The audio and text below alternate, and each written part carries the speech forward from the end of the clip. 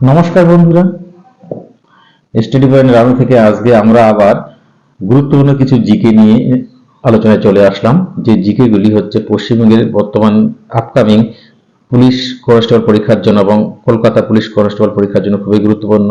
এছাড়াও পশ্চিমবঙ্গের PSC miscellaneous clerkship, এছাড়াও রেল প্রভৃতি পরীক্ষার জন্য ভীষণ গুরুত্বপূর্ণ।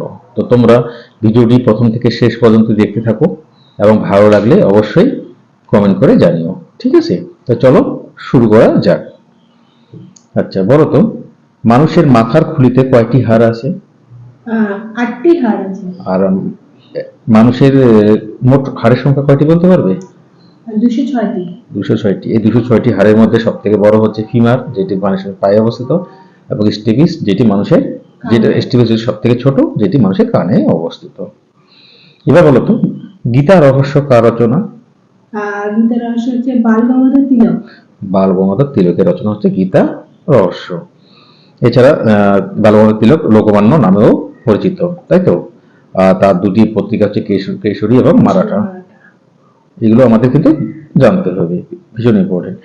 ভারতের গম উৎপাদনে কোন রাজ্য প্রথম স্থান অধিকার করে? গম উৎপাদন হচ্ছে উত্তরপ্রদেশ। উত্তরপ্রদেশ হচ্ছে প্রথম স্থান অধিকার করে।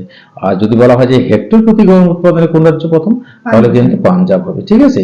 হেক্টর প্রতি হচ্ছে পাঞ্জাব। আর যদি বলি শুধু গম উৎপাদনে কোন রাজ্য প্রথম স্থান অধিকার করে, উত্তরপ্রদেশ।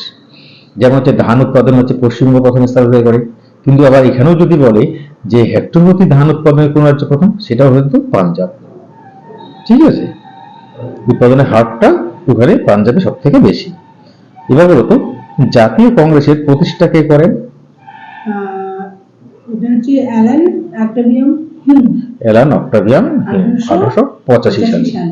আচ্ছা, 1885 সাল থেকে যে প্রতি বছর যে আমাদের জাতীয় কংগ্রেসের সভাপতি হয়েছিল, সেই সভাপতিগুলোর নামও কিন্তু ভীষণ গুরুত্বপূর্ণ। চলো কয়েকটি সম্পর্কে একটু আলোচনা করা যাক। যেমন 1885 সালে প্রথম সভাপতি হয়েছিলেন উমেশচন্দ্র ব্যানার্জি, সর্বপ্রথম সভাপতি, ভীষণ গুরুত্বপূর্ণ।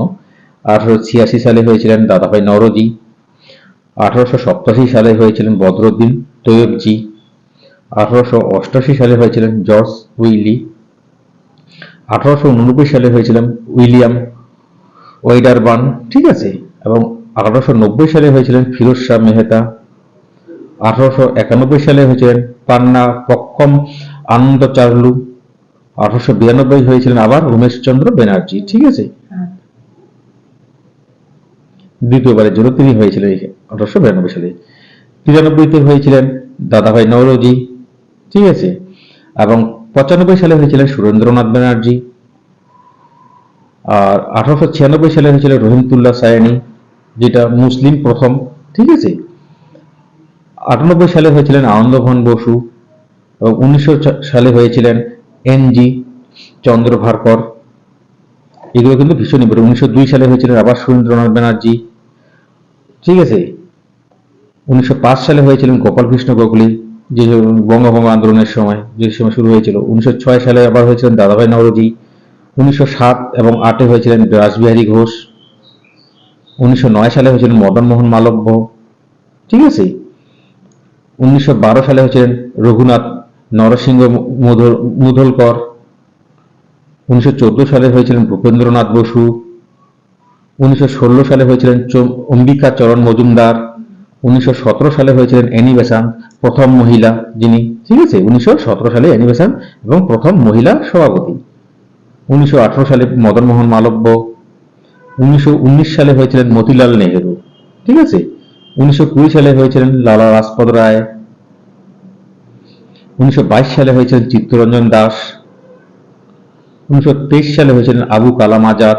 এবং একবারের জন্য শুধু মহাত্মা গান্ধী সভাপতি হয়েছিলেন, সেটা হচ্ছে 1924 সালে মহাত্মা গান্ধী, ঠিক আছে? এবং 1925 সালে হয়েছিলেন সরোজিনী নাইডু, যিনি ভারতীয় প্রথম মহিলা। এগুলো কিন্তু মনে রাখতে হবে। আবার 1928 সালে আবার মতিলাল নেহেরু। এবং 1929-30 দুইবার, এবং 36 এবং 37 আরো দুইবার, টোটাল 4বার হয়েছিলেন জওহরলাল নেহেরু। 1931 সালে হয়েছিলেন বল্লভভাই পেটেল। এই জিনিসগুলো আমাদের কিন্তু এইগুলো ভীষণ ইম্পর্টেন্ট। এবং 1939 সালে কে হয়েছিলেন? সুভাষচন্দ্র বসু, ঠিক আছে?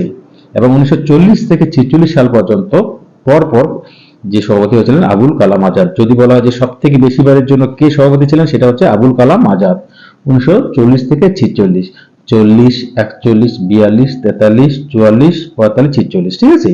এই কয়েক বছর আবুল কালাম আজাদ, এবং শেষ ছিলেন জেবি কৃপালিনী। এগুলো কিন্তু আমাদের একটু জানতে হবে। চলো পরবর্তী কোশ্চেন, কোন ইংরেজ গভর্নর জেনারেল আন্দামানে নিহত হন বলতে পারবে?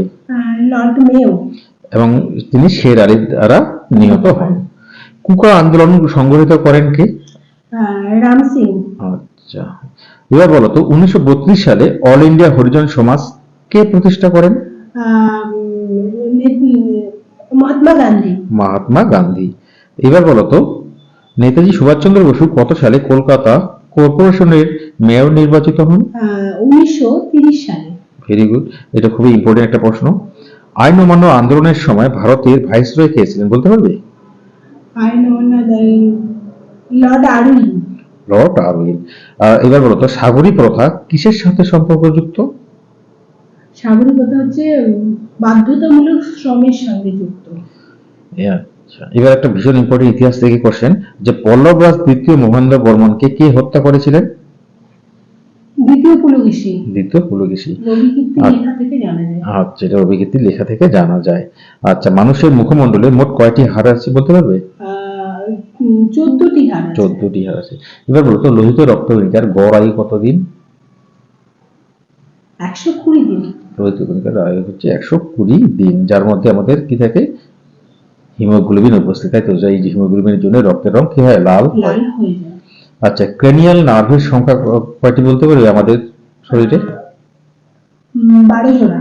আর স্পাইনাল নার্ভের সংখ্যা কয়টি বলতে পারবে?